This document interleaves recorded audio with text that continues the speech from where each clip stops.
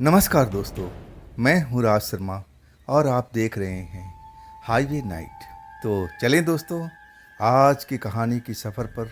दोस्तों, पहला प्यार और नौकरी का पहला सैलरी कोई भूलता नहीं है। बिल्कुल सही बात है। लोग बाग जो कहते हैं, इस बात में दम है। कुछ ऐसा ही अब किस्सा सुरेश जी के साथ में हुआ था। सैलरी की नहीं, प्रेमिका की। एक लड़की से सुरेश जी अपने ऑफिस की लड़की से प्यार करने लगे थे। अब प्यार वैसा वैसा नहीं, दिलो जान से सुरेश जी उस लड़की पर अपनी जान लुटाते थे और वो भी लड़की उनके साथ में ऐसा ही करती थी। ये घटना महाराष्ट्र की है, साल 2004 की। लेकिन साल भर प्यार मोहब्बत का नाटक करके और वो लड़की सुरेश जी को बहुत कुछ छीन लेती है। धन, पैसा, बहुत कुछ उससे ऐंठ लेती है। नौकरी बदल लेती है।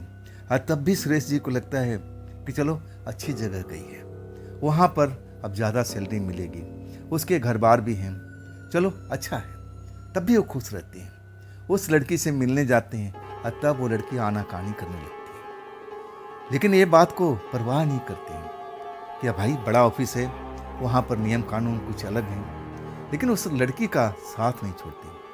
आखिरकार जब लड़की उनसे मिल नहीं पाती है और जब अपनी आंखों से देखते हैं कि एक सुंदर से लड़के के साथ में मुस्कुराते हुए एक कार में बैठ करके चली जाती है, और तब उनको बड़ा झटका लगता है। लेकिन उस लड़की का फिर पीछा नहीं छोड़ते, उसके घर तक पहुंचते हैं। उसके परिवार के सामने उस लड़की से पूछते हैं कि तूने मेरे साथ में ऐसा क्यों किया। लड़की टका से जवाब देती है कि तुम्हारे जैसे ना जाने कितने लड़के मेरी ज़िंदगी में आए और निकल गए। मेरी इच्छा है जिसे मैं अपना दोस्ती करना चाहूँ करूँ, उसमें तुम्हारा क्या जा रहा है। जब तक मुझे अच्छा लगा तुम मेरे साथ में रहे, अब अच्छा नहीं लग रहा है तो मैंने तुम्हारा साथ छोड़ दिया। सच कहें कि सुरेश जी उसी दिन से गम में डूब गए थे। उनको लगा कि उनकी ज़िंदगी बस ख़त्म हो चुकी है। अच्छी भली नौकरी करते थे, नौकरी छोड़ छाड़ करके अपने घर में कमरे में कैद हो चुके थे। और उनका परिवार गांव में रहता था। उनको लगता था कि बेटा हमारा नौकरी कर रहा है, काम कर रहा है, बड़ा आदमी बनेगा, पैसा जोड़ेगा, उसकी शादी ब्याह करेंगे। लेकिन वो किस कठिनाई से गुजर रहे थे उनको परिवार वालों का बिल्कुल पता नहीं था। नौकरी छोड़ने के बाद में दारू की ओर भागते हैं, गम भुलाने के लिए कि दारू पिएंगे तो हमारा गम खत्म हो जाएगा। लेकिन ऐसा गम दारू पीने के बाद में और एहसास होता है और लगता है कि नहीं, अब वो लड़की ने मुझे क्यों छोड़ा, मुझ में ऐसी क्या कमी थी। अपने आप को तुलना करते हैं उस लड़के से जो दिखे थे, और तब लगता है कि हाँ, उसके पास में अच्छी सी चमकती हुई कार थी, कपड़ा लत्ता अच्छे पहन रखा था, मतलब वो पैसे वाला था। तो मेरा परिवार तो इतना धनी है नहीं। लेकिन उस लड़की के गम में इतना पागल होते हैं ना कि बस दारू में डूबते जाते हैं, डूबने जाते हैं। अब नौकरी तो रही नहीं, जो भी पैसा जमा पूंजी था सब लड़की ने अब उड़ा दिया था, झपट लिया था उनसे। और जो भी कुछ पैसे थे, अब जितने थे वो दारू पीने में खर्च हो चुके। शाम को जब दारू के अड्डा पर जाते हैं दारू पीने के लिए, सामने पार्क था और वहाँ पर जाते हैं तो जेब खाली है।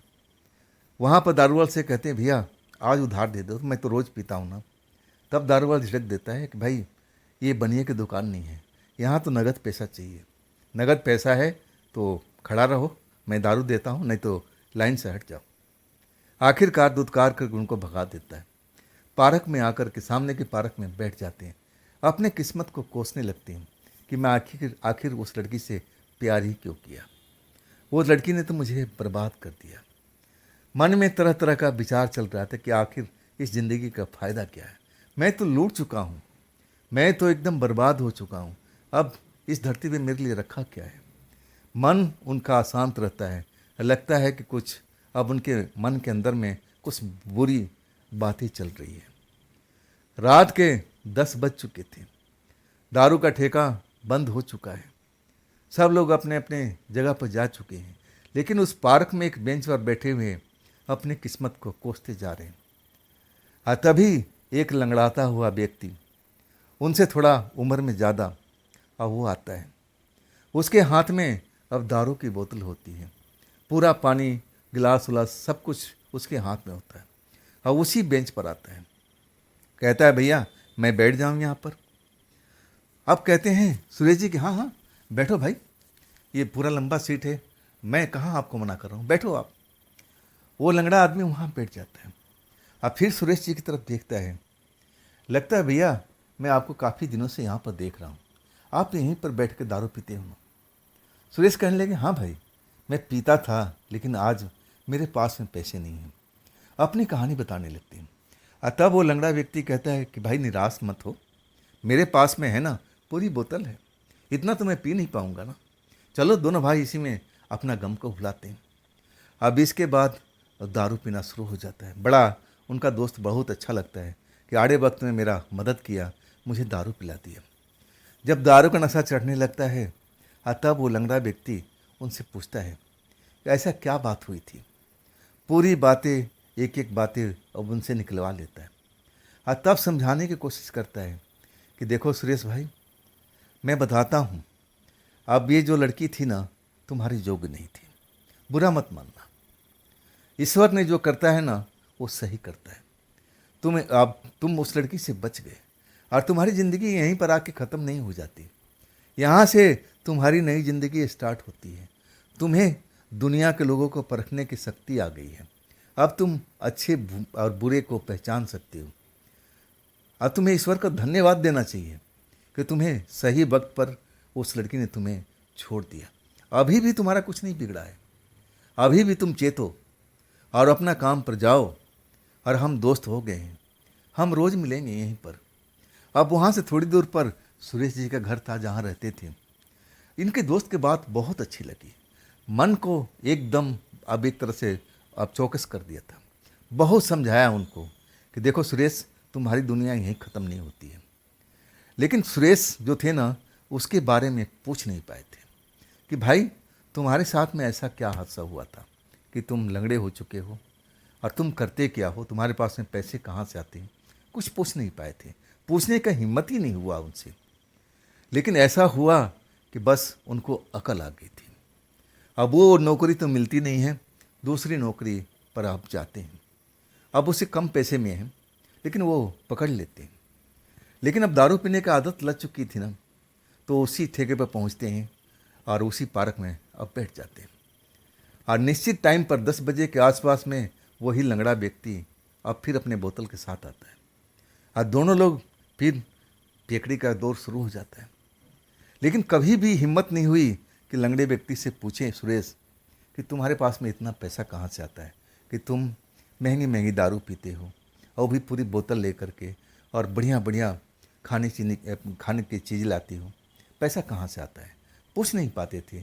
उसकी आंखों में ना जाने ऐसा क्या था कि बस उसमें खो जाते थे। और लंगड़ा व्यक्ति अब उनको कोई परेशानी नहीं करता था, अच्छे अच्छे आइडिया देता था कि देखो तुम्हारे जीवन में क्या क्या होगा उसके बारे में एक तरह से रूटीन बना लो कि इस उम्र में जा कर के तुम यहाँ पर पहुँचना है और तुम इसके बाद यहाँ तक जाओगे। मतलब जीवन का सार वो समझा रहा था कि तुम्हारी ज़िंदगी जो तुम अपने आप को ऐसा ढाल लिए थे ऐसा तुम्हें बनना नहीं है। तुम पढ़े लिखे इंसान हो, काबिल व्यक्ति हो, तो काबिल बन के दिखाओ। लड़कियां तो आती हैं जाती हैं, ज़िंदगी रुकती नहीं है। और देखना तुम्हारे पास में जब पैसा आएगा ना, एक से एक अच्छी लड़की तुमसे दोस्ती करने की कोशिश करेगी। अब वाकई में ये बात को सुरेश जी ने गांठ बांध लिया था। लेकिन उस लंगड़े व्यक्ति से दोस्ती नहीं छोड़ी। हर रोज़ तो अब पहुंच नहीं पाते थे, लेकिन जब भी जाते थे उस लंगड़े को उस पार्क में ज़रूर पाते थे और जब मिलते थे तो बहुत देर तक बातचीत होती थी। लेकिन हिम्मत कभी नहीं जुटा पाए। पूछने के बहुत कोशिश करते थे कि भाई तुम्हारे पास में इतना पैसा कहाँ से आता है, तुम महंगी महंगी दारू पीते हो, इतना बढ़िया खाना लाते हो, लेकिन पूछ नहीं पाते थे। और वो बताता भी नहीं था, अपने बारे में कुछ भी नहीं बताता था। इस तरह उनकी ज़िंदगी 5-6 महीना चलने लगी और जब उनका अच्छी सैलरी मिलने लगी, पैसा आने लगा, तो रंग ढंग भी बदलने लगा। और इसके बाद में अब एक लड़की से दोस्ती भी हो जाती है।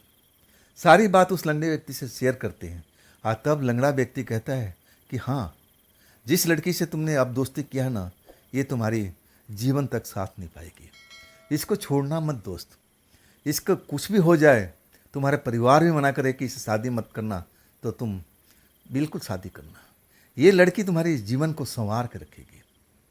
अब इसके बाद दोस्ती चलती रहती है और कुछ सालों के बाद में अब फिर उनसे उस लड़की से शादी भी हो जाती है।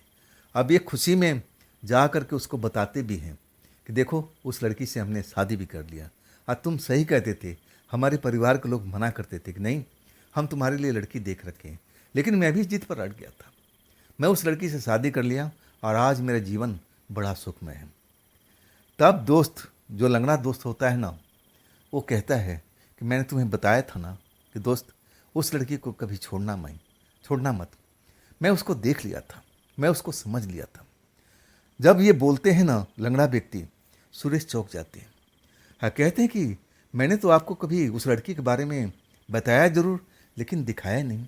आपने कैसे उसको जान लिया कि मैं उस लड़की से प्यार करता हूँ, उससे मैंने शादी कर लिया, कैसे आप जानते हो? लंगड़ा व्यक्ति हंसने लगा। हाँ, कहने लगा कि मेरी छोड़ दोस्त, अब तुम्हारी ज़िंदगी कैसी चल रही है? सुरेश जी अपनी जीत पर अड़ गए थे और उनको लगा कि नहीं, आज मैं पूरा इसका राज उगलवा कर रखूँगा। और वो जो मन में बात छिपी हुई थी कि आखिर ये पैसा इसके पास कहाँ से आता है, ये तो लंगड़ा है, किसी काम ना कोई धाम का, तो ये कोई नौकरी भी नहीं करता है, तो ये पैसा कहाँ से आता है इसके पास में इतना? जिद पर अड़ गए थे। कहने लगे कि दोस्त, अगर तुम मुझे अपना पक्का दोस्त समझते हो तो ये सारी बात बताओ, आपके पास इतना पैसा कहाँ से आता है? आपने मेरी प्रेमिका को कैसे देख लिया था? दोस्त कहने लगा कि देखो, अगर मैं बताऊंगा ना तो मैं फिर तुमसे मिल नहीं पाऊंगा, इसीलिए मैं ये बताना नहीं चाहता।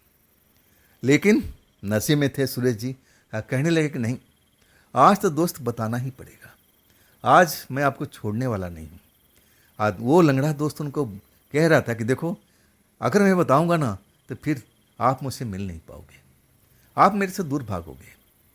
लेकिन सुरेश कहने लगे कि मैं ऐसे मित्र नहीं हूँ जो अपने दोस्त को छोड़ करके भागूंगा, मैं ऐसा नहीं हूँ, लेकिन आप अपने बारे में पूरी बात बताओ।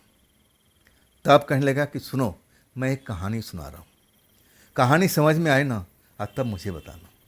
आप फिर एक छोटा सा कहानी वो बताने लगा कि देखो, एक तुम्हारी तरह ही लड़का था, सुंदर था, ऑफिस में जॉब करता था, पैसे की कोई कमी नहीं थी, उस पर लड़कियां भी मरती रहती थी। और वो भी तुम्हारी तरह जैसे तुमने प्यार किया, अब वैसी एक लड़की के साथ उसको मिल चुका था।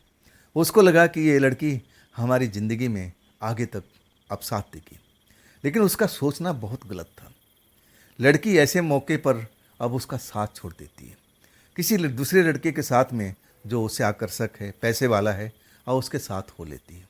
उस लड़के का दिल टूट जाता है, फिर अपने आप को कुछ अब ऐसे सोचने पर विवश हो जाता है कि अब तो दुनिया मेरी ख़त्म हो गई है, मैं अब जी के करूँगा क्या? और वो एक तरह से सुसाइड अपने आप को कर लेता है। अब बताओ, अब उसने गलत किया या सही किया? सुरेश जी कहने लगे नहीं भाई, ये तो गलत किया है, तो आप ये मेरे को कहानी क्यों बता रहे हो? तब लंगड़ा दोस्त कहने लगा कि वो व्यक्ति मैं ही हूँ जो कहानी मैंने आपको सुनाया था। जैसे ही सुनते हैं सुरेश जी, विश्वास नहीं होता कि ये मर करके भी अभी जिंदा है, ये कैसे हो सकता है? तब सुरेश जी कहते हैं, आप मुझे मजाक कर रहे हो ना? तब लंगड़ा व्यक्ति कहता है कि नहीं मेरे दोस्त, मैं मजाक नहीं कर रहा हूँ। मैंने आपको देख लिया था जब आप चिंता में बैठे रहते थे, इस पार्क में दारू पीते थे, और मैं आपके मन में झांक लिया था कि आप कुछ गलत करने वाले हो। तब मैंने सोचा कि मेरी ज़िंदगी तो बर्बाद हो चुकी है, लेकिन मैं और किसी की ज़िंदगी बर्बाद नहीं होने दूंगा। मैं तब ताड़ लिया था कि आपके मन में कुछ बुरे बुरे ख्याल चल रहे हैं, तब मैं आपके पास में आया, आपसे दोस्ती किए, फिर मैंने आपको अब गलत दिशा से सही दिशा दिखाया। मैंने कोई गलत काम किया है? सुरेश जी को विश्वास नहीं हो रहा था कि उनके बगल में बैठा हुआ उनका दोस्त वो एक मरा हुआ व्यक्ति है, ये कैसे संभव है? अभी भी विश्वास नहीं हो रहा था। सुरेश बार बार कह रहे थे कि यार आप मेरे साथ में मजाक कर रहे हो, ये मजाक छोड़ो ना, सच बताओ ना। तब वो व्यक्ति बैठे बैठे हवा में गायब हो चुका था। दारू की बोतल वहीं पड़ी, चखना पखना सब कुछ वहीं पड़ा हुआ, और वो व्यक्ति गायब हो चुका था। सच कहे ना, सुरेश जी इतने खौफ में हो जाते हैं कि उठ करके भागते हैं। तब उनको हंसी सुनाई देती है। वो व्यक्ति हंस रहा था और उसी जगह पर था। कहता है कि दोस्त, इसलिए मैं अपने आप को साबित नहीं कर रहा था, ना आपको बता रहा था कि मैं एक प्रेतात्मा हूँ। अब तो आप समझ गए होंगे ना। आपकी ज़िंदगी बस यूं ही ख़त्म नहीं हो जाती है। अरे वहाँ जहाँ ख़त्म होती है ना, वहाँ से एक नई शुरुआत होती है। कहता है दोस्त कि आओ आओ आओ मेरे पास में आओ। तब सुरेश जी इतने डर जाते हैं कि अपने उस लंगड़े दोस्त के पास जाते नहीं और सीधा अपने घर भाग जाते हैं। तो दोस्तों, ये कैसी रही कहानी, कमेंट में ज़रूर बताइएगा। दोस्तों, अगर आपके पास में ऐसी कोई घटना है जो आप मुझे बताना चाहते हो, शेयर करना चाहते हो, तो आप मुझे इंस्टाग्राम पर मेरे व्हाट्सएप नंबर पर अपनी कहानी को आप मुझे शेयर कर सकते हो। दोस्तों, ये भी चैनल आप ही का है, तो इसको भी अपना प्यार दीजिए, दुलार दीजिए, लाइक कीजिए, सब्सक्राइब कीजिए, शेयर कीजिए अपने दोस्तों को और हाइप का बटन ज़रूर दबाइएगा। तो दोस्तों, फिर हम मिलते हैं ना कल की रात इसी चैनल पर, इसी टाइम पर। आप लोग अपना ख्याल रखिएगा। नमस्कार।